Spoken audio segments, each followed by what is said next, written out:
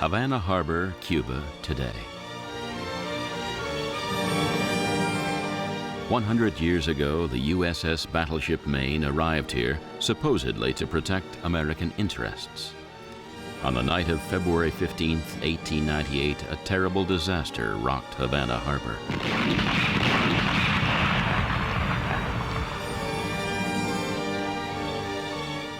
A tragic explosion destroyed the Maine and shook 2 continents. 268 American sailors lost their lives. As the masts of the shattered Maine pointed accusingly at the sky, Americans had no doubt who was guilty. They blamed Spain, bent on retaining control over its island colony.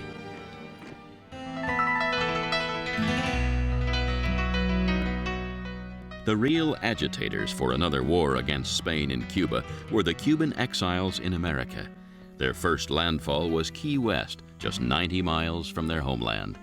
The early refugees had settled here, but their hearts were still in Cuba.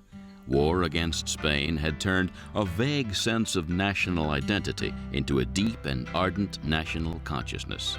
Since 1871, the spiritual center of it abroad had been the San Carlos Institute. Here, as much today as 100 years ago, Cuban exiles can preserve their language and traditions. Here was one of America's first bilingual schools, as well as a base for the fight in exile for Cuban independence. During this period, a remarkable Cuban poet, revolutionary, and visionary often visited. His name was José Martí.